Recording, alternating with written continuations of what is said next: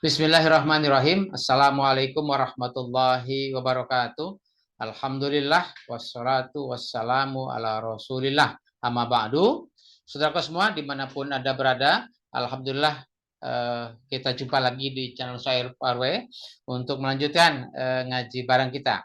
Hadirin sekalian, pada kesempatan yang lalu kita sudah melewati ngaji bareng kita, yaitu sampai surat Ali Imran ayat 45.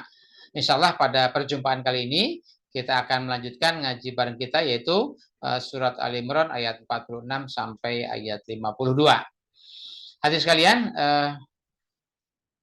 pada perjumpaan yang lalu hingga yang hari ini, yang saat ini mohon maaf jedanya agak cukup lama ya.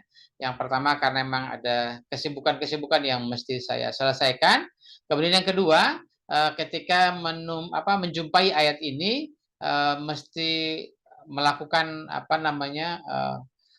perenungan ya, atau pemahaman yang cukup mendalam, karena apa yang kita sudah pahami berkaitan dengan ayat-ayat ini cukup menjadi dongengan-dongengan kita selama ini ya. Nah, saya harus melakukan kajian cukup dalam lagi agar menemukan makna yang lebih akurat ya, yang lebih objektif, yang nanti akan kita bahas pada kajian kali ini. Pada kesempatan kali ini tema kita adalah surat Ali Imran ayat 46 sampai ayat 52, yang itu akan membahas tentang Nabi Isa ya. Nah, selama ini ada cerita yang kita dapatkan, yaitu yang pertama Nabi Isa dapat membuat burung ya. Kemudian yang kedua dapat menyembuhkan yang buta dan kusta. Yang ketiga dapat menghidupkan orang yang mati.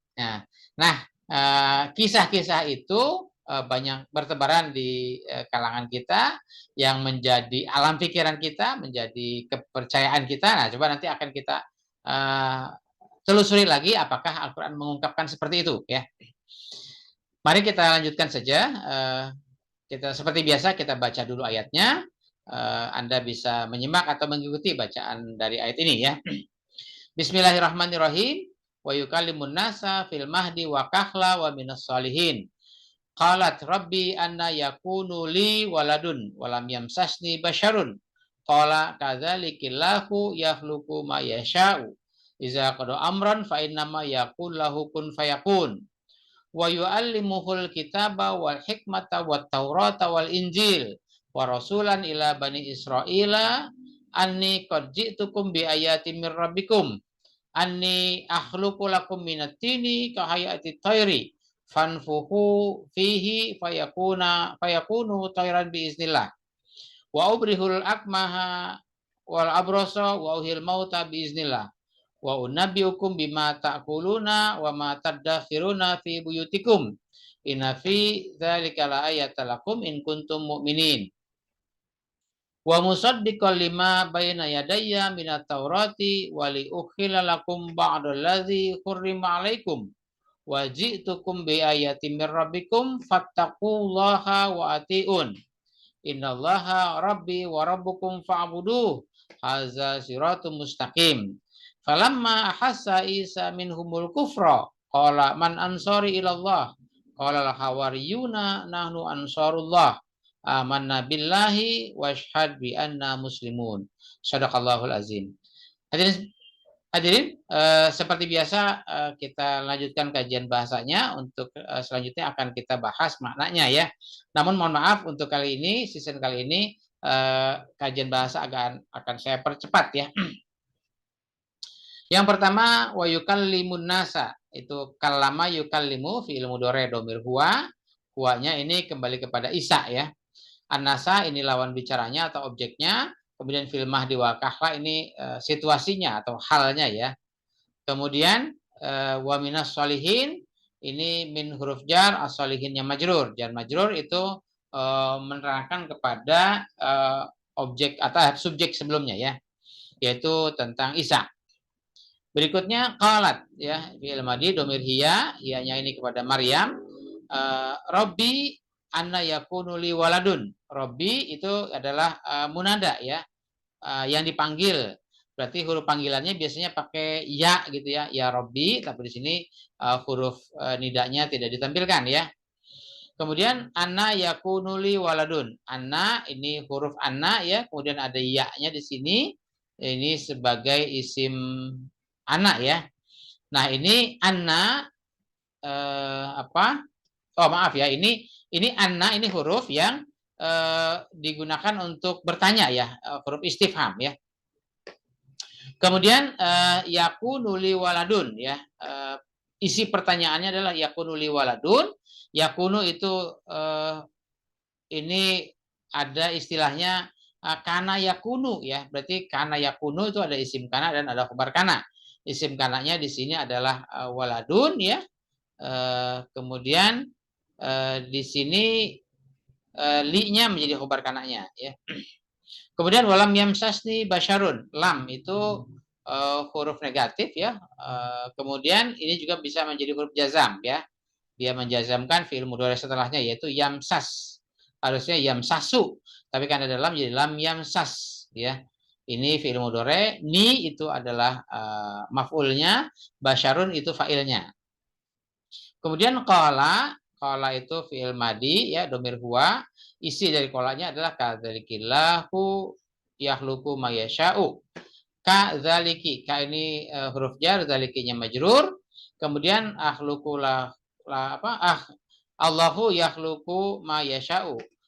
Di sini khobar dari zaliki ya.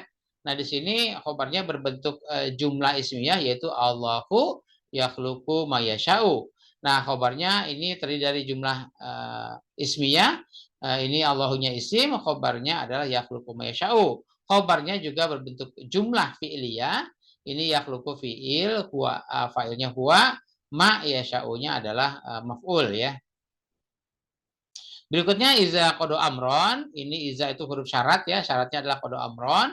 Kodo itu fi'il madi, domir huwa, amronnya maf'ulnya. Maka jawab syaratnya adalah fa innama yakun lahu kun fayakun ya. Innama, inna dan ma ya. Kemudian maknya ini ya maaf ya, ini innama, kemudian di sini yakulu lahu kun fayakun. Ini masih sambungan dari jawab syarat ya. Jadi yakulu ini fi'il mudhari, domir huwa, kemudian lakunya itu adalah muta'alliq ya. Nah, yakulu itu maf'ulnya adalah kun fayakun. Nah, maf'ulnya sendiri karena memang berbentuk kalimat, jadi ada kalimat perintah di sini. Kemudian ada jawabannya. Kun itu perintahnya, fayakun jawabannya ya. Kemudian wa yu'allimuhul kitaba wal hikmata wat taurata wal injil.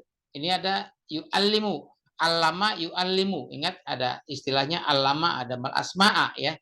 Nah, ini hampir sama ya. Allama yu'allimu. Di sini fi'il mudhari, yu'allimuhu ya, hu-nya maf'ulnya ya. Nah, huwa ini allama ya, katakanlah bisa Allah atau mewakili atau diwakilkan oleh para malaikat ya. Kemudian hu-nya adalah kepada Nabi Isa. Kemudian Alkitab wal hikmata wa Taurat wal Injil ini semua sama ya, ini menjadi maf'ul dari yu'allimu. Kemudian wa rasulan ila bani Israil ya. Ini juga masih muta'alliq kepada ayat kata sebelumnya ya. Ini wa rasulan atau dia menjadi maf'ul juga dari fi'il sebelumnya. Kemudian ila bani Israil, ila ini huruf jar, bani-nya adalah majrur, bani Israilnya idhofah ya. Dia ila bani Israil muta'alliq kepada rasulan. Kemudian ani qad ji'tukum bi ayatin mir rabbikum. Ani ya itu dari kata anna, jadi ditambahkannya jadi ani ya. Ini ada isim anna, kemudian iya-nya itu isim anna, kemudian qad ji'tukum bi ayatin mir rabbikum itu khobar anna ya. Tapi bentuknya khobarnya berbentuk jumlah juga ya. Ji'tukum, ji'tu itu fi'il madi, domir anak ya. Kumnya maf'ul. Kemudian bi ayatin min rabbikum itu muta'alliq kepada ji'tukum. Kemudian ani akhluqu lakum minatini kahiyati thairi. Ani juga sama seperti tadi ya. Nah, tinggal akhluqunya adalah fi'il madi, maaf fi'il mudhari domir anak ya. Kemudian ini sama enggak ya tadi sebentar. Oh enggak ya, ini fi'il madhi. Ani akhluqu lakum minatini kahayati thairi ya. Ini akhluqu fi'il mudhari domir anak, lakumnya itu adalah muta'alliq ya, lawan bicaranya. Kemudian atau juga bisa menjadi maf'ul ya. Nah, lakum minatini min huruf jar, atini-nya majrur. Kemudian kahayati thairi ini juga sama jar majrur ya. Kemudian fa'anfuhu fihi ya, fa-nya fa jawab ya, atau misalnya dia fa yang kalimat apa? Kata sambung ya dari kalimat sebelumnya. Fa'anfuhu ini fiil mudhari domir anak ya masih. Fihi-nya jar majrur. Kemudian fa yakunu thairan biiznillah. Fa yakunu. Ini juga sama ya. Fa-nya muta'alliq ya. Yakunu itu sama, ada kuanya di sini sebagai isim kanaknya, kemudian toran itu sebagai khabar kanaknya. Biiznillah jar majrur. Kemudian ubarriul akmaha wal abroso wa ubarriu ya. Ubarriu ini fiil mudhari juga domir anak ya. Kemudian akmaha wa abroso-nya juga adalah maf'ulnya. Kemudian wa uhil mauta biiznillah ini sama ya, fiil mudhari domir anak ya. Kemudian al-mauta istilahnya khobarnya ya, atau maf'ulnya. Kemudian wa unabiukum bima ta'kuluna ya. Nabba'a yunabbi'u, ana unabbi'u. Jadi ini masih tetap fi'il mudhari domir ana ya. Bima ta'kuluna, maknya mak mausul, bimanya menjadi majrur ya, menjadi jar majrur tapi dia menjadi maf'ul ya dari unabbi'u ya. Ta'kuluna wa ma tadakhiruna fi buyutikum ya. Ini ta'kuluna wa ma tadakhiruna ya. Jadi ada dua ya. Berikutnya inna fi zalika la'ayatan lakum. Inna itu huruf ya, huruf inna, kemudian ada khobar inna biasanya ya, ada isim inna, ada khobar inna. Nah, di sini isim innanya mana? Isim innanya adalah yang mansub yaitu ya la'ayatin ya. La'ayatan lakum. Kemudian fi zalikanya menjadi khobar inna ya. Kemudian in kuntum mu'minin ini sama ya. Kuntum mu'minin ini bisa menjadi isim kana ya, atau isim inna ya. Mu'minin khobar inna. Kemudian wa musaddiqan lima bayna yadaya minat taurati ya. Musaddiqan itu kelanjutan dari kalimat sebelumnya ya. Bayna yadaya minat taurati ini banyak nih uraiannya ya. Baina misalnya lima baina, ma baina itu menjadi limanya menjadi jar majrur, bainanya itu menjadi keterangan ya. Berikutnya wa li ukhilla lakum ba'dallazi hurrima alaikum. Ini ukhilla juga fiil ahalla ya, ahalla menjadi ukhilla itu fiil ini dari ahlala ya, ahlala yuhlilu, kalau ana uhlilu ya, atau uhillu ini fiil mudhari ya. Kemudian lakumnya maf'ulnya, kemudian ba'dal ladzi hurrima alaikum ini juga ba'do penjelasan dari lakum ya. Ba'dal ladzi hurrima alaikum. Ya, jadi alladzi ini isim mausul, hurrima alaikumnya jumlah silahnya. Kemudian waji'tukum bi ayatin mir rabbikum, ji'tu ya. Ji'tukum ini fi'il madhi domir anak ya. Ji'tukum hukumnya itu maf'ul, bi ayatin juga maf'ul, min rabbikum juga maf'ul. Fattaqullaha wa ati'un ya. Ini fattaqullaha ini fi'il amr ya.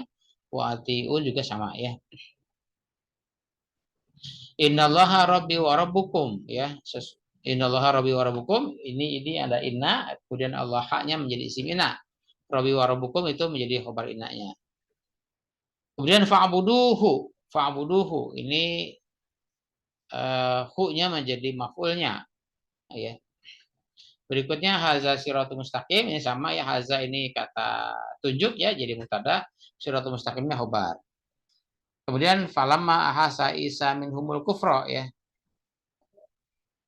Falamma ahassa Isa minhumul kufra, ini falamanya huruf, ahassa ini ahassa itu fi'il madi ya. Isa minhumul kufra ini Isa ini yang menjadi fa'il dari ahassa, kemudian minhumul kufra ya, ini maf'ulnya ya. Kemudian qala man ansari ilallah, qala dia menyatakan sikap, kemudian dia mengucapkannya di hadapan para sahabatnya ya, man ansari ilallah ya, sambil bertanya ya. Kemudian qala al hawariyuna nahnu ansarullah. Al hawariyuna itu isim fa'il dari qala, kemudian kalimat yang diucapkannya adalah nahnu ansarullah.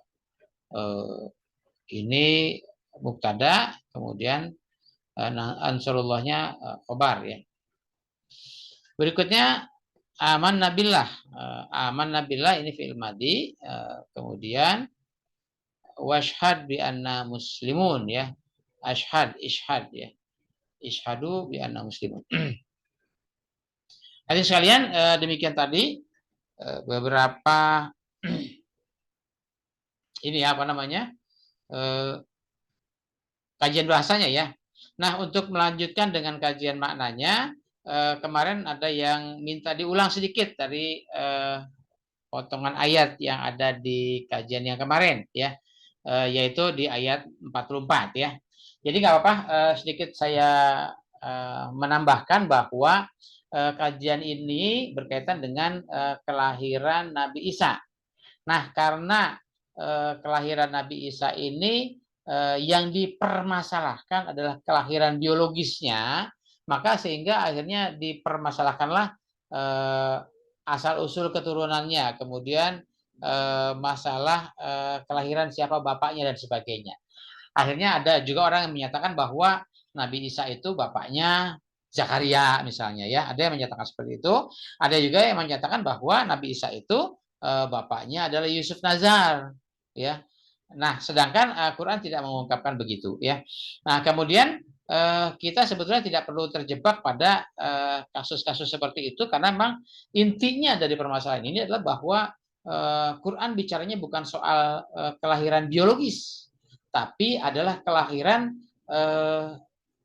pelanjut dakwah dari kelahiran Nabi Isa ini ya.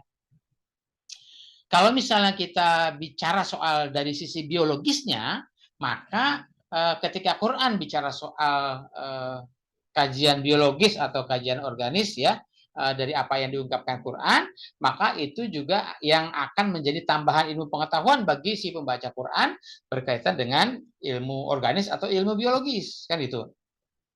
Tapi itu sebatas ilmu pengetahuan yang memang sudah ada juga di permukaan bumi ini, yang itu kita pelajari kemudian dari Al-Quran sebagai acuan, sebagai rujukan, kan gitu. Nah, tapi ketika kita Quran bicara soal konteksnya adalah bukan soal, intinya bukan soal biologisnya adalah sebagai perumpamaannya saja, ya, sebagai perumpamaan untuk menguraikan, untuk menjelaskan proses kelahiran. Nah, cuma kadang-kadang karena kita konsennya di biologisnya, jadi akhirnya dipertanyakan tuh siapa bapaknya, bagaimana kandungannya, bagaimana kehamilan dan sebagainya.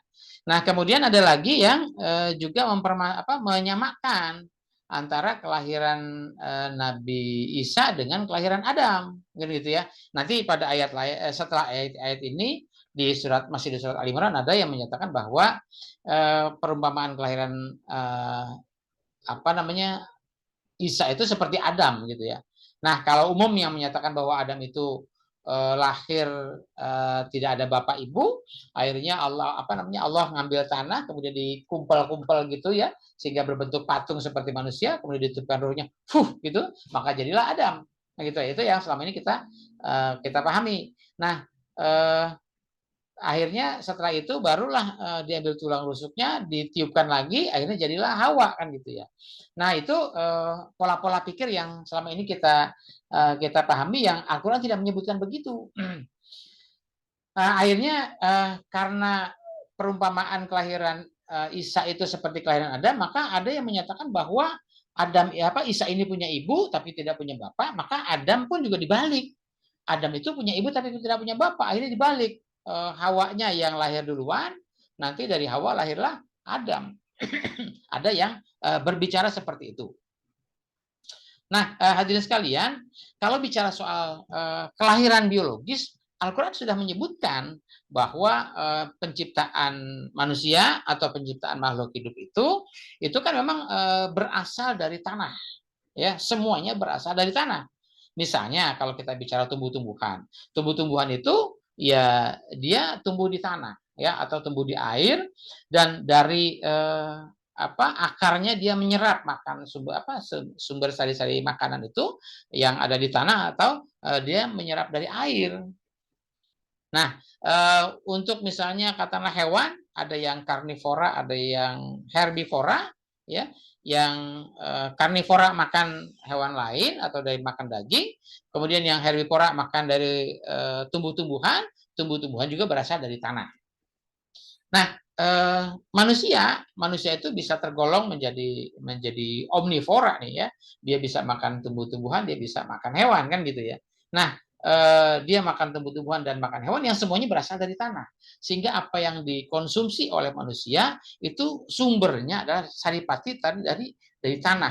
Maka dari sumber saripati tanah itu yang menjadi nanti konsumsi tumbuh-tumbuhan dan hewan, kemudian yang nantinya menjadi konsumsi bagi manusia, dan dengan konsumsi itulah maka nanti akan melahirkan sperma atau sel telur, ya.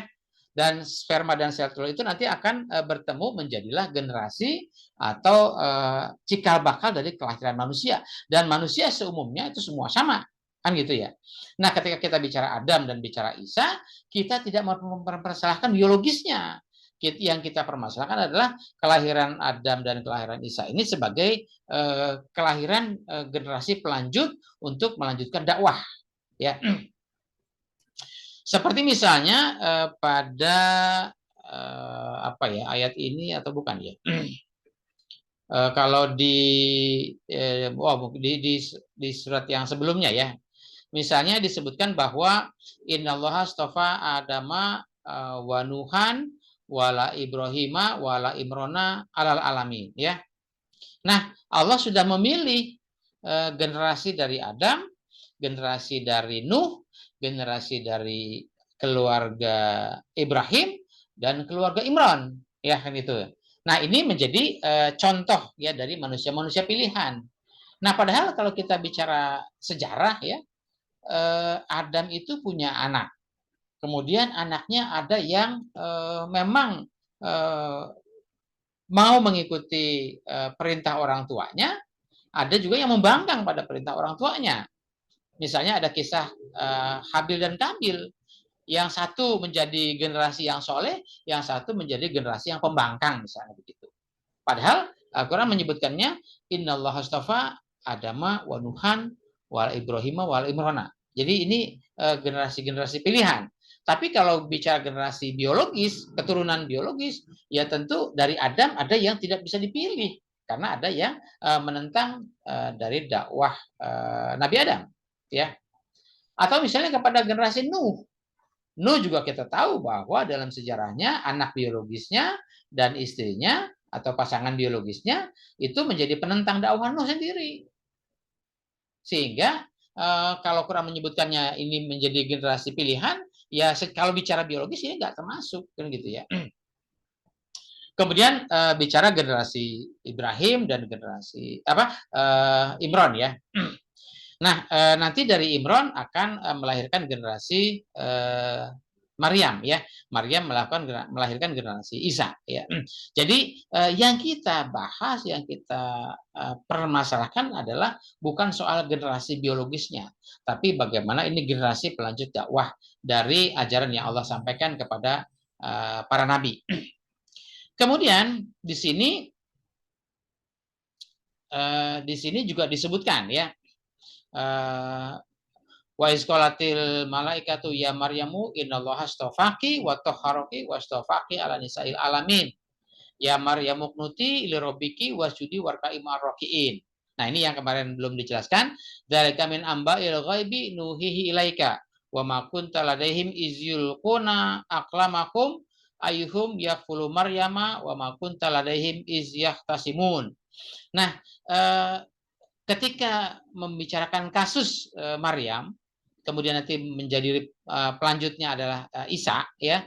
Nah, ini kasus ini menjadi salah satu menjadi alat penyelewengan, ya, yang harusnya kita konsentrasi bicara soal generasi pelanjut dari Imron, kemudian kepada Maryam dan kepada Isa dan seterusnya. Ini tapi kita bergeser menjadi pemahaman bukan generasi pelanjut dakwah, tapi generasi pelanjut biologis. Nah, sehingga di sini zalika min amba'il ghaibi, ya. Ini adalah berita, ya, atau informasi, ya, al-ghaibi, ya, nuhihi ilaika. Jadi berita kan akhirnya diterjemahkan menjadi berita gaib kan gitu ya. Ini adalah informasi yang memang masih menjadi wacana, ya, menjadi al-ghaib yang nuhihi ilaika, yang diwahyukan kepadamu. Nah, di sini kaknya kepada yang menerima Quran, yaitu Nabi Muhammad, dan seterusnya kepada kita semua. Wa ma kunta ladaihim izyulkuna aklamahum. Ketika itu kamu Muhammad tidak tahu, yang memang tidak ngalamin ketika kasus peristiwa yang dialami oleh Maryam dan Isa. Kamu tidak ngalamin, ya, sehingga dan kamu juga tidak ngalamin apa yang mereka perselisihkan.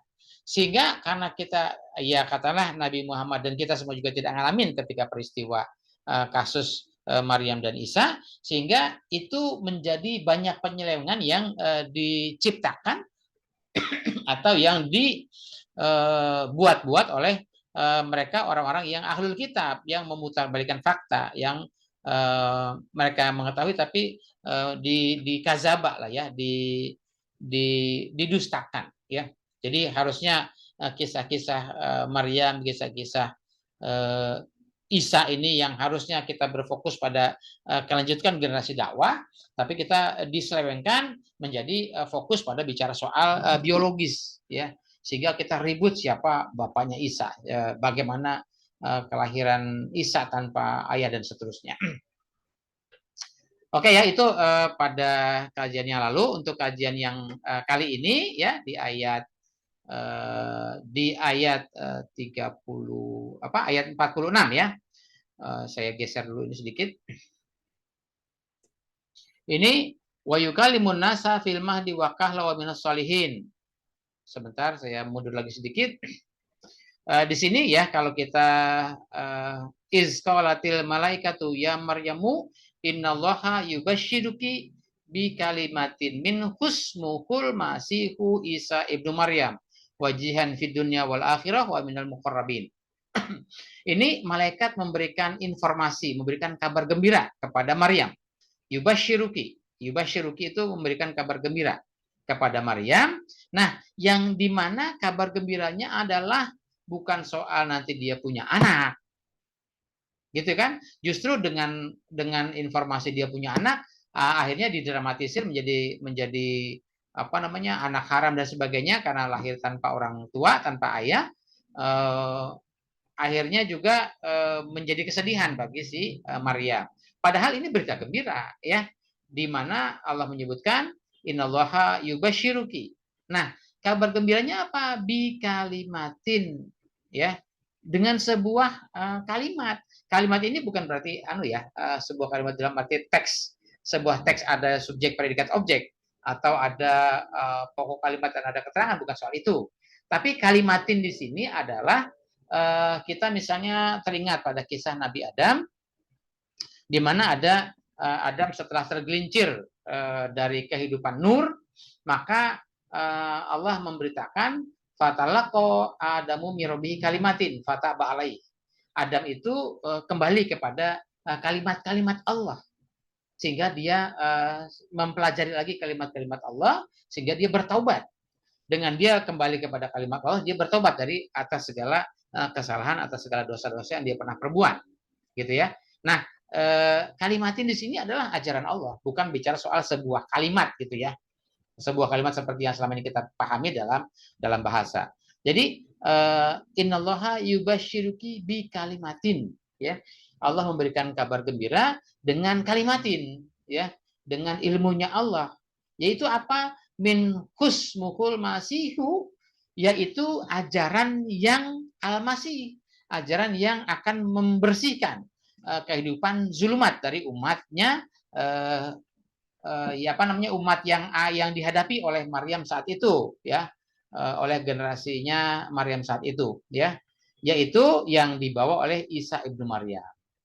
Jadi Maryam diberikan kabar gembira bahwa generasi pelanjutnya, generasi dakwahnya, bukan soal generasi biologisnya ya, tapi anak didiknya, ya, ternyata itu anak biologis atau bukan, itu bukan hal, ya. Tapi ternyata ini anak didiknya itu akan menjadi generasi pelanjut dakwahnya Maryam. Nah, memang kadang-kadang Maryam ini kan sebetulnya dapat wahyu, tapi tidak tergolong kepada nabi. Nah, karena memang tidak ada penyebutan Nabi Maryam, ya. Karena nabi untuk kita pahami selama ini, nabi itu ya dari laki-laki, nggak ada yang dari perempuan. Tapi kalau bicara itu juga Maryam itu namanya banyak sekali disebut dalam Al-Quran. Bahkan ada surat khusus, surat Maryam. Atau misalnya Imron. Imron juga tidak digolongkan kepada nabi, ya. Tapi Imron namanya juga banyak disebut dalam Al-Quran. Dan ada surat khusus, surat Imron, kan gitu ya. Surat Ali Imron. Nah, padahal nabi-nabi yang lain belum tentu juga namanya banyak disebutkan dalam Al-Quran. Atau ada penamaan khusus dari Al-Quran, ya. Misalnya Lut, ya. Atau misalnya Nabi apa namanya, Nabi Ismail, tapi nggak ada juga surat Ismail, kan gitu ya. Dan seterusnya. Jadi sebetulnya yes, tokoh-tokoh sekelas Imron, tokoh-tokoh sekelas Maryam ini adalah tokoh-tokoh penting dalam rangka pengembangan dakwah. Ya, dakwah Al-Quran lah ya, kalau kita bahasanya begitu. Jadi ketika di sini diungkapkan wa yukallimun nasa fil mahdi wa kahla wa minas solihin, dan dia berbicara dengan manusia sewaktu dalam buayan atau masih bayi, dan ketika sudah dewasa, dan dia termasuk di antara orang-orang yang solih. Nah, ini yang diungkapkan, yang sering kita dengar, bahwa Nabi Isa itu karena Maryam itu dituduh berzina, tidak punya suami, tapi dia punya anak. Akhirnya sebagai pembuktiannya, maka si bayinya Isa itu nanti bisa ngomong kepada orang-orang banyak gitu kan, kepada umat manusia, ngomong siapa jati dirinya. Nah, padahal istilah fil mahdi wa kahla, kalau bicara soal dari sudut bahasa atau kita buka kamus, ya Mahdi memang dari buayan, dari bayi, kan gitu ya. Tapi kadang-kadang kita menggunakan bahasa itu terlalu lempeng gitu. Terlalu lempeng dalam arti begini, kita tahu bahwa Quran ini punya nilai sastra yang tinggi. Tapi ketika kita memahami Quran, kadang-kadang nilai sastranya dilepaskan, tidak kita gunakan. Padahal kalau kita dalam kehidupan kita sehari-hari banyak bahasa-bahasa sastra, ya misalnya bahasa Indonesia, yang sering kita gunakan, walaupun kita tidak tahu kadang-kadang sastranya seperti apa.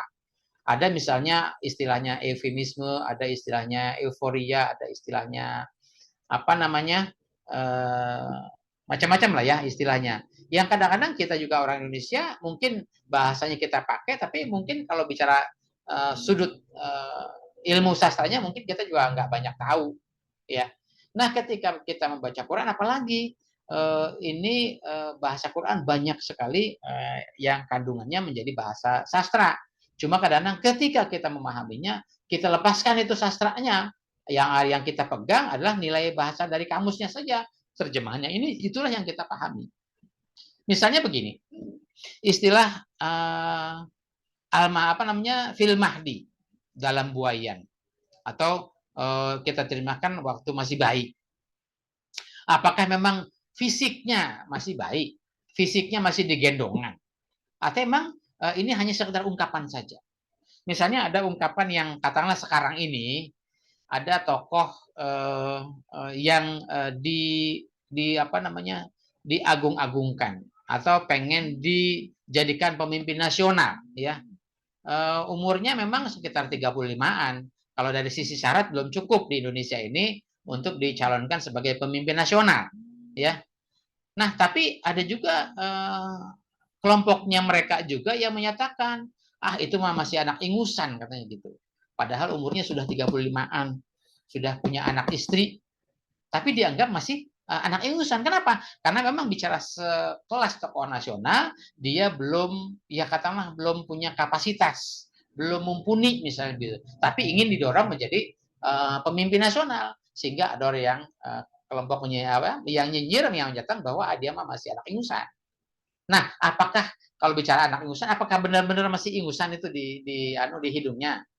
Memang orang dewasa juga ada yang ingusan, yaitu ketika dia mungkin kena pilek lah misalnya gitu, keluar ingus dari hidungnya. Tapi kalau orang dewasa ya dia akan berusaha membersihkannya.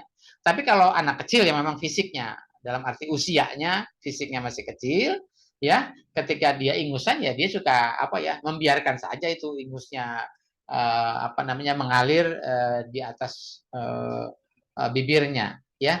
Tapi ketika kita bicara anak ingusan, apakah itu yang dimaksud? Ya, tentu yang dimaksud bukan anak kecil yang umurnya masih balita, kemudian dia meleran, ingusan gitu kan, bukan itu yang dimaksud. Tapi ketika kita bicara anak ingusan adalah dari sisi fisik dia sudah dewasa, cuman untuk level tertentu dia belum sampai, ya, sehingga masih dianggapnya anak ingusan atau anak bau kencur lah kan gitu ya. Atau misalnya ada juga orang yang dari sisi keilmuan misalnya suka meremehkan orang lain. Mungkin orangnya mungkin masih muda, ilmunya banyak, ya, orangnya pinter. Tapi ada sekelompok orang yang memang merasa tersaingi atau mungkin belum tahu kapasitasnya dia, nganggapnya dia anak ingusan, anak baru kemarin sore kan gitu ya. Bahasanya anak baru kemarin sore. Memang dia lahirnya kemarin sore kan, dia mungkin usianya sudah 25-30 tahun kan gitu ya. Jadi ini bahasa ya, ini bahasa yang memang kita harus pahami bahwa wa yukalimuna fil mahdi wa kahla wa minas solihin, ini adalah Isa yang menyampaikan dakwahnya. Kalama yukalimu, dia berbicara kepada umat manusia. Ini bicaranya Nabi kan bukan mau ngobrol ya, bukan mau bercerita, tapi dia mau menyampaikan dakwahnya. Nah, fil mahdi wa kahla itu bisa begini ya. Fil mahdi wa kahla itu kan adalah hal dari yukalimu. Bisa saja fil mahdi wa kahla itu adalah Isa itu mengajarkan umat manusia pola hidup mulai dari buayan sampai dewasa. Artinya mengajarkan tata aturan, tata cara, tata hidup, ajaran hidup dari mulai masih kecil sampai dewasa. Atau Nabi Isa ini memang dia berdakwah sejak dia usia muda, ya. Sejak dia usia muda, dia mendapatkan ilmu dari orang tuanya, yang dalam hal ini adalah Isa ibnu Maryam. Dia mendapatkan ilmu, maka ketika dia usia masih muda pun dia juga sudah menyampaikan dakwah sampai dia dewasa, sampai dia tua, ya. Wa minas solihin, dan Isa ini tergolong kepada kelompok yang as-solihin. Kemudian ayat berikutnya, qalat rabbi anna yakunuli waladun walam yamsasni basyarun.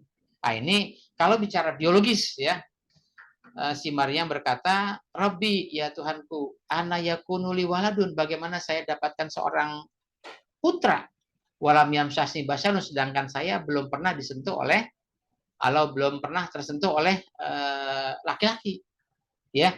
Nah, kalau bicara biologis, iya, ya seperti itu jadinya. Akhirnya si Maryam itu nanti hamil, nanti punya anak itu tanpa seorang ayah, ya, karena memang dia merasa belum pernah disentuh oleh basyarun, oleh seorang laki-laki, kan gitu ya.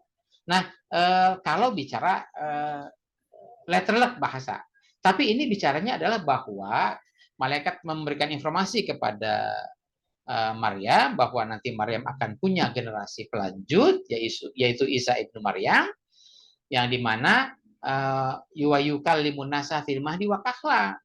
Nah, Maryam bertanya, bagaimana saya akan bisa punya generasi pelanjut, sedangkan selama ini dakwah saya belajar ini belum pernah dibimbing oleh siapapun, kan gitu ya. Jadi ingat bahwa selama ini selama ini Maryam itu kan memang sekolahnya, belajarnya dari Zakaria. Tapi ingat bahwa pada ayat-ayat sebelumnya, dari sebelum ini ya, itu disebutkan bahwa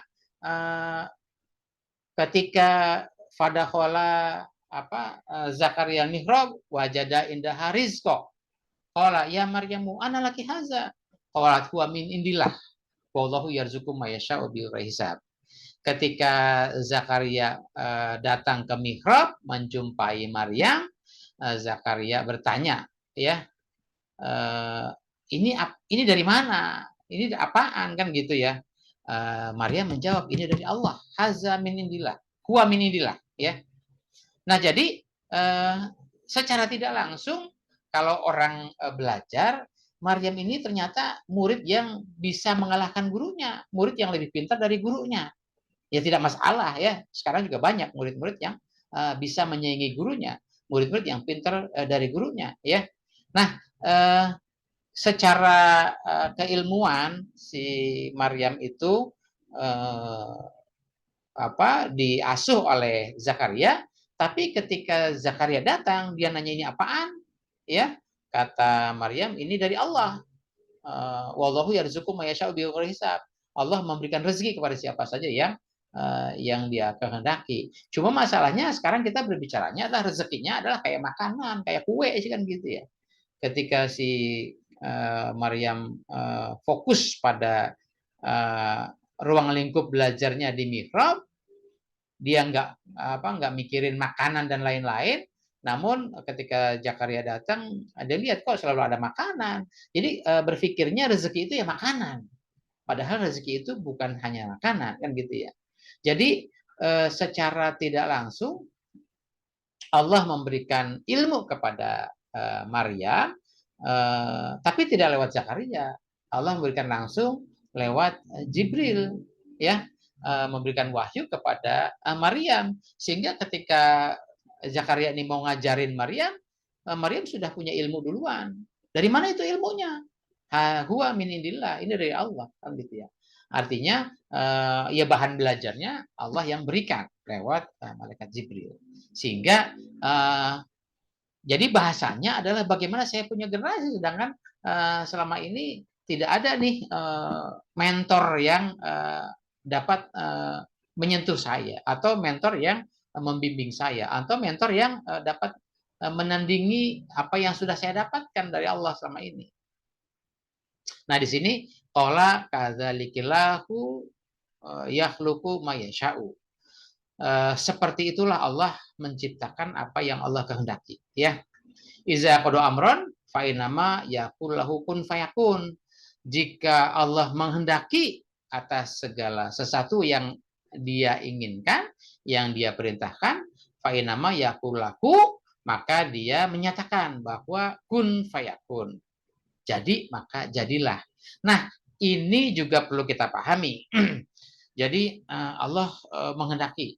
Menghendakinya apa? Allah ingin menciptakan anak dari Maryam. Akhirnya apa? Ngomongnya cuma kun fayakun, jadi. Dan kadang-kadang itu kita pahami seperti simsalabim, seperti tanpa ada proses. Padahal Allah selama ini menciptakan segala sesuatu semuanya serba berproses. Walaupun Allah bisa saja menciptakan dalam sekejap mata. Apapun yang Allah kehendaki, Allah pasti bisa karena Allah Maha Kuasa.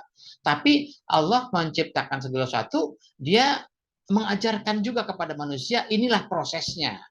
Allah menciptakan seorang anak dari manusia, ya dia ciptakan prosesnya, mulai dari pertemuan antara sel telur dan sel ovo, sel sperma, kemudian nanti menjadi zigot, menjadi janin dan sebagainya. Itu kan nanti selama 9 bulan 10 hari itu kan proses. Dan itu semua diberlakukan sama kepada umat manusia. Kalau Allah mau bicara soal kun fayakun, Allah bicara soal jadi maka jadi, ya seperti simsalabim gitu ya. Dan Allah selama ini memberlakukan sama, semua serba ada proses. Allah menciptakan alam semesta disebutkan adalah fi sittati ayyam, dalam 6 periode. Ya. Ya kan kalau bicara simsalabim bisa saja, tapi Allah menyebutkannya, Allah menciptakan semesta ini fi sittati ayyam. Jadi Allah menciptakan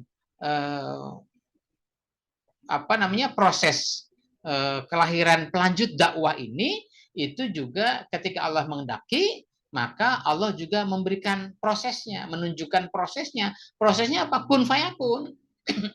Kun fayakun dalam arti bukan simsalabim.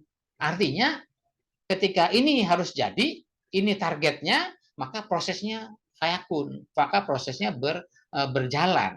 Maka ketika prosesnya berjalan, ya katakanlah sekian periode yang waktu yang ditentukan, maka jadi. Artinya ketika misalnya proses penciptaan manusia itu 9 bulan 10 hari, ya kun mulai dari hari pertama sampai fayakun ya 9 bulan 10 hari jadi. Kan gitu. Ya, atau pada proses penciptaan yang lain. Jadi kun fayakun jangan dipahami simsalabim, ya. Memangnya tukang sulap kan gitu ya. Dan tukang sulap juga kan sebetulnya berproses, cuman kita saja yang kadang memang tertipu oleh siasat yang mereka ciptakan, ya.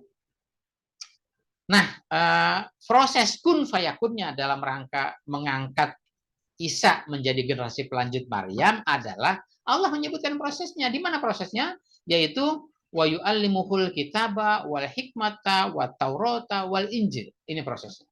Ya. Jadi jangan kun fayakun. Artinya jangan simsalabim. Proses kun fayakun itu adalah wa yu'allimuhul kitaba wal hikmata wat taurata wal injil. Jadi dalam rangka mewujudkan informasi malaikat kepada Maryam bahwa Maryam itu inna yubasyiruki apa tadi ya, yubasyiruki bi kalimatin min husmuhul masihu Isa ibnu Maryam.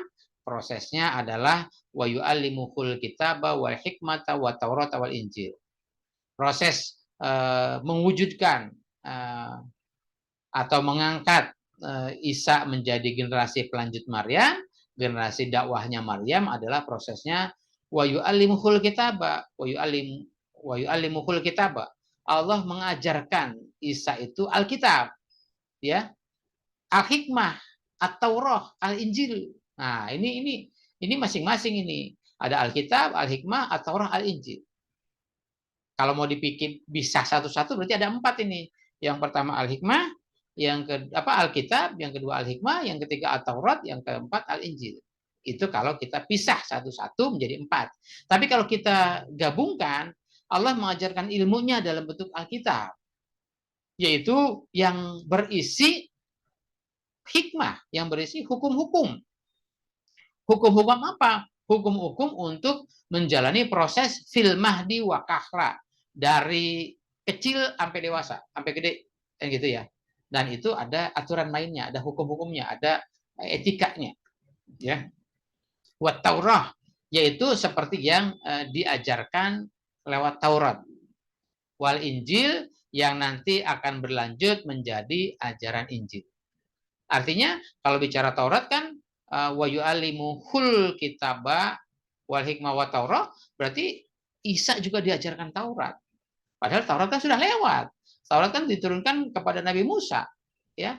Tapi di sini dakwah Taurat masih berlanjut sehingga nanti dilanjutkan, diluruskan oleh dakwah Injil.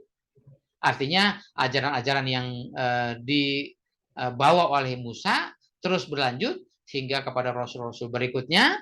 Nah, tentu memang ketika perjalanan itu banyak penyimpangan-penyimpangan.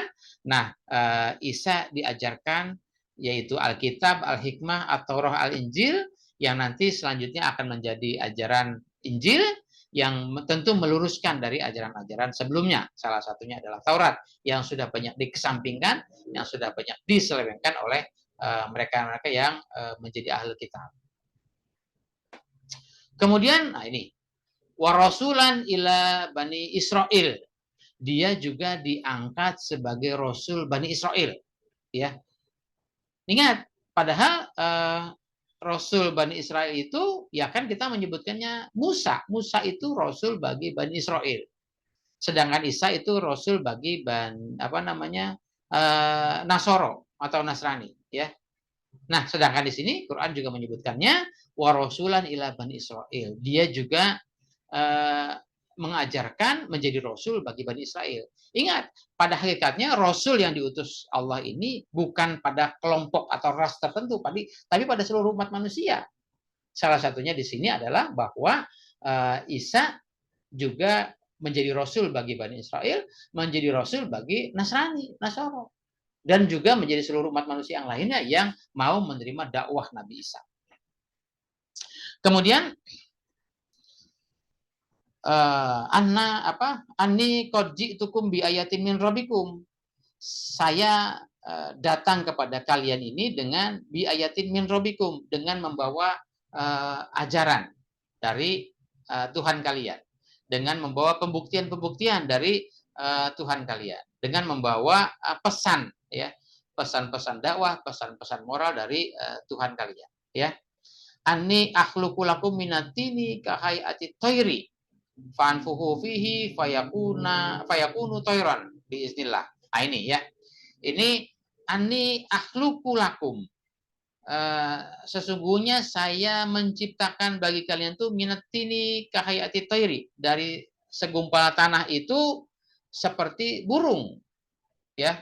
Akhirnya kita berpikirnya diambil tanah, dikempul-kempul begitu, kemudian dibentuk seperti burung, nanti ditiupkan fanfuhu fihi, gitu kan? Maka jadilah burung yang bisa terbang. Apakah seperti itu? Kalau begitu nanti jadi cerita simsalabim lagi. Kalau gitu jadi cerita dongeng lagi. Nabi Isa itu bikin burung. Nah, kita ingat bahwa Nabi Isa itu yang, kalau memang cerita dongeng ini benar ya, Nabi Isa bisa bikin burung, Nabi Isa bisa nyembuhin orang buta, diusap aja mukanya, sembuh matanya itu. Kemudian orang yang lumpuh, diusap aja kakinya, sembuh. Orang yang mati diusap aja mukanya, sembuh, hidup lagi. Lah, orang yang sakti begitu aja, ada nggak pengikutnya? Ternyata pengikutnya Nabi Isa nggak banyak. Ternyata banyak juga yang musuhin Nabi Isa. Padahal kalau di kampung kita itu, orang yang bisa sakti kayak begitu, ya pasti banyak itu yang ngikutin. Pasti banyak itu yang pendukung-pendukungnya. Tapi kenyataannya yang dialami oleh Nabi Isa, dia bisa bikin burung, dia bisa ngidupin orang buta, bisa ngidupin orang kusta, bisa ngidupin orang bisa menghidupkan orang mati. Harusnya pengikutnya banyak, harusnya pendukung-pendukungnya banyak. Kenapa? Karena bisa ngidupin orang mati kan gitu. Nah, ternyata kan tidak. Nah, itu apakah seperti itu ya? Nah, jadi yang dimaksud di sini adalah bahwa proses penciptaan manusia itu semuanya berasal dari minatini, dari tanah, ya. Maka Nabi Isa ini dalam proses dakwahnya seperti dia mengambil segumpal tanah, kemudian dia bentuk, kemudian dia tiupkan ruh, maka nanti akan menjadi makhluk-makhluk yang bergerak, laksana bentuk yang sudah diwujudkan. Artinya kalau dia pengen bikin burung, ya nanti jadi burung. Nah, karena ini bicaranya soal bukan bicara soal simsalabim, bukan bicara soal sulap menyulap, bukan bicara soal dongeng, tapi ini bicara soal bagaimana dakwah Taurat, dakwah Injil terus harus dikembangkan. Maka Nabi Isa itu mengumpulkan sekelompok massa, sekelompok orang, ya, yang ketika dia sudah laksana bikin burung itu diambil dari tanah, dikumpul-kumpul begitu sehingga dibentuk burung. Laksana seperti itulah Nabi Isa ini menghimpun, ya, kata generasi-generasi muda saat itu untuk dibentuk. Dibentuknya bagaimana? Ya tentu dengan gemblengan ilmu, digembleng dengan dakwah, dengan doktrin dan sebagainya, sehingga sama seperti fanfuhu fihi, sama seperti meniupkan apa? Meniupkan ajaran, ya.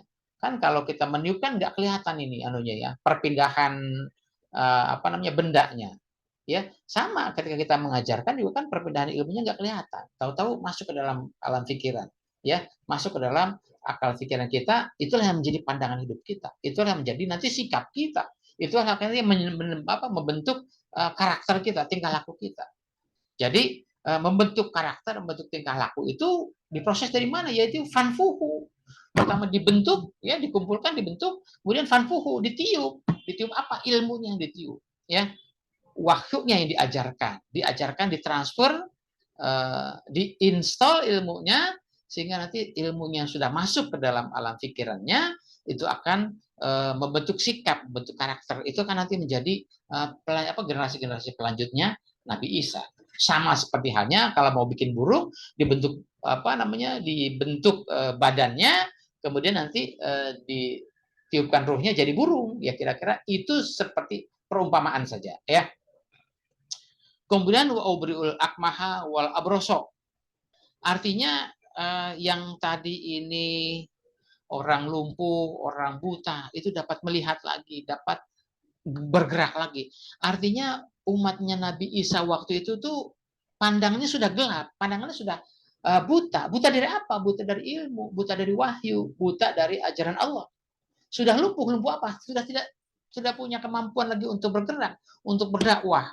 Kenapa? Karena himpitan, tekanan, beban yang mereka harus hadapi. Nah, Isa dengan ajarannya itu menggerakkan, ya, membuka mata mereka, menggerakkan semangat mereka, membakar semangat mereka sehingga mereka mau matanya terbuka lagi, nggak buta lagi, lumpuhnya, ya, kustanya ya tersembuhkan, ibarat seperti orang kusta ya sembuh, ya mereka semangat lagi untuk membangun, membina kehidupan dakwah, ya. Kemudian wa uhil mauta biiznillah. Dan yang tadinya sudah mati semangatnya, mati imannya dengan ajaran yang Nabi Musa sampaikan, mereka hidup lagi semangatnya, hidup lagi imannya, hidup lagi mentalnya untuk sama-sama membangun dakwah Injil menurut sunnah Nabi Isa. Kira-kira begitu ya. Jadi bukan simsalabim, orang yang mati first diusap mukanya jadi hidup. Ya kalau begitu pengikutnya Nabi Isa banyak lah, ya. Jadi orang kenapa? Orang kan takut mati. Akhirnya apa? Ada Nabi Isa ya disembuhkan semua pada hidup semua. Akhirnya nggak ada yang mati-mati dong. Ya, kenapa? Karena ada Nabi Isa. Tapi kenyataannya Nabi Isa di akhir hayatnya dikejar-kejar oleh para musuh-musuhnya. Lah, Nabi Isa-nya bisa menghidupin orang, masa dia tidak bisa menghidupkan dirinya sendiri? Dan dia nggak perlu takut untuk dikejar-kejar untuk dibunuh, orang dia bisa menghidupkan diri sendiri, kan gitu. Nah, gitu ya. Nah, kemudian ayat berikutnya wa unabbiukum bima taquluna wa ma tadakhiruna fi buyutikum. Nah, ini di sini ya kalau kita baca terjemahan lurus-lurus saja tanpa sastra yang kita pahami ya begini juga ya.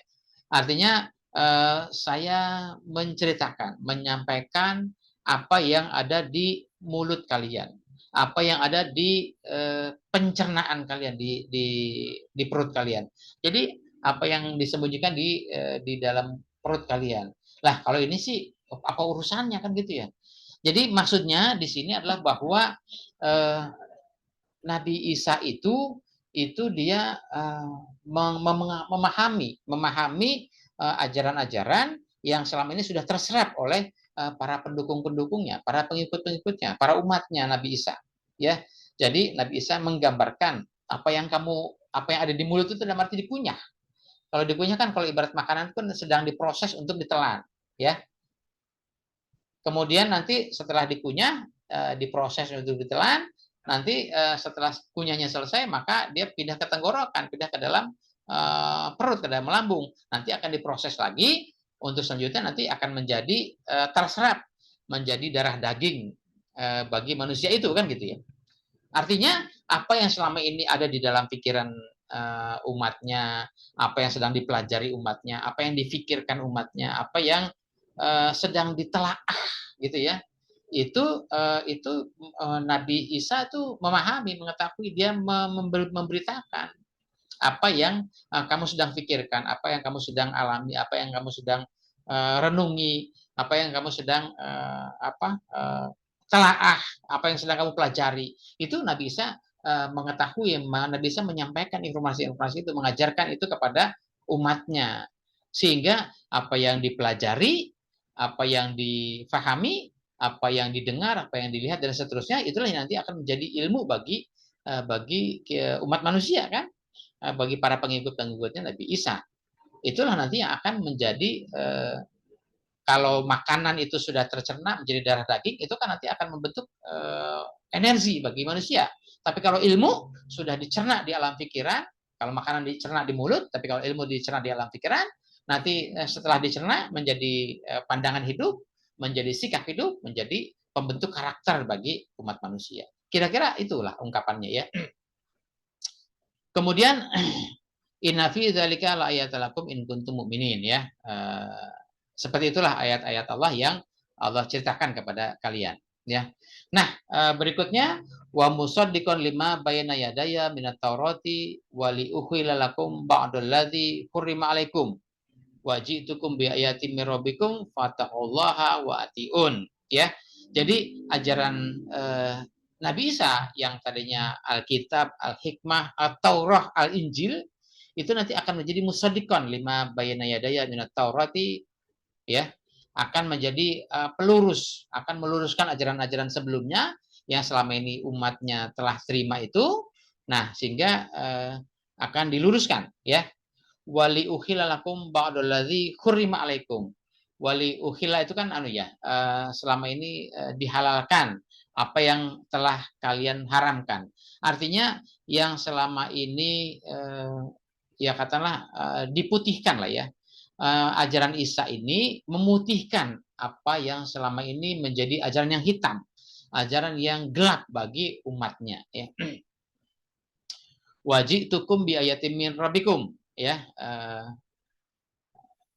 apa namanya, aku datang kepada kalian itu dengan bi ayatin min rabbikum, dengan ajaran-ajaran dari Tuhanmu. Maka fattaqullaha, maka ikutilah ajaran Allah yang telah aku ajarkan ini ya, yang telah aku sampaikan ini.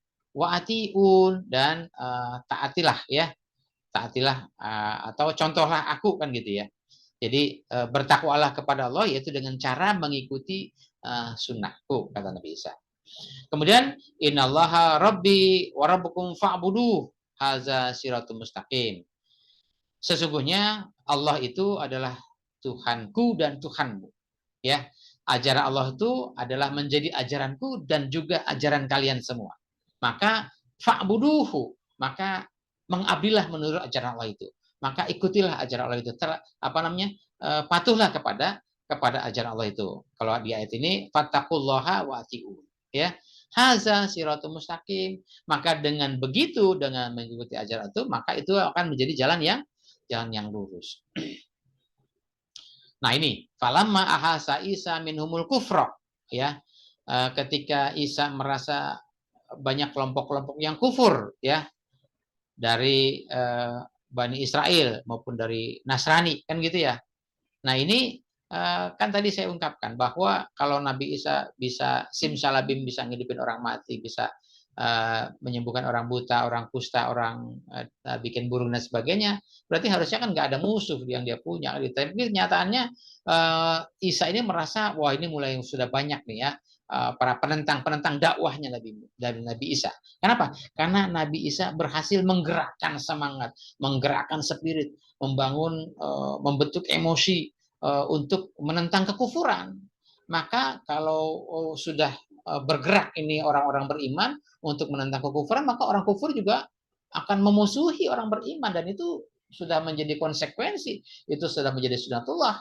Maka si Nabi Isa merasa bahwa ini sudah mulai banyak nih musuh-musuh yang akan membenturkan atau akan melawan dakwahnya Nabi Isa.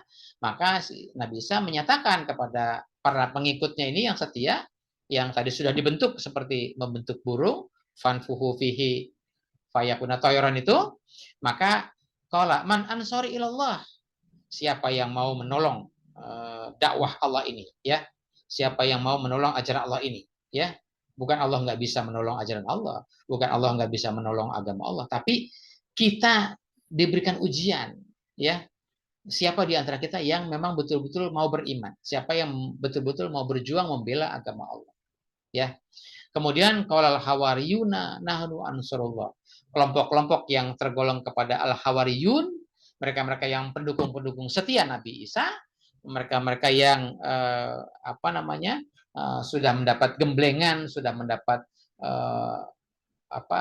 doktrinan ya, sudah mendapat ilmu dari Nabi Isa, mereka menyatakan nahnu ansarullah ya, kamilah para pendukung setia, kamilah para pembela ajaran Allah. Amanabillah, kami beriman, kami berpandangan dan bersikap hidup dengan ajaran Allah. washhad bi anna muslimun. Saksikan bahwa kami akan menunjukkan sikap kami. Kami akan menunjukkan keislaman kami. Kami akan menunjukkan pengorbanan kami dalam rangka membela ajaran atau dakwah Allah ini. Ya, hadirin sekalian, kira-kira itu yang dapat kami sampaikan.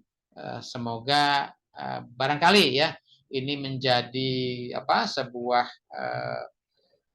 wacana yang baru mungkin. Nah, mungkin banyak juga yang ya katakanlah berseberangan, berarti memang yang tidak setuju dan sebagainya. Nggak masalah ya. Artinya silakan saja, ini bukan sesuatu yang benar dari saya, tapi mari kita telah lagi lebih lanjut, lebih dalam. Kita kaji kalau memang itu datang dari Al-Quran, itu datang dari Allah, itulah yang kita ikuti. Tapi kalau yang selama ini kita pahami sumbernya adalah kitab perjanjian lama, kitab perjanjian baru, dongeng-dongeng, kisah-kisah dan sebagainya yang tidak bersumber kepada Quran dan Sunnah, mau tidak mau ya harus kita tinggalkan ya. Dan ini mari kita kaji lagi bersama. Ini bukan sesuatu yang final, ini harus terus kita pelajari lagi, lebih dalam lagi, lebih teliti lagi ya. Sebagai Al-Fakir, kami juga banyak kekurangan ya, akan kita terus belajar lagi untuk mendapatkan hasil yang lebih baik lagi, lebih maksimal lagi. Semoga Allah menurunkan hidayahnya, petunjuknya bagi kita semua. Kurang lebihnya mohon maaf. Assalamualaikum warahmatullahi wabarakatuh.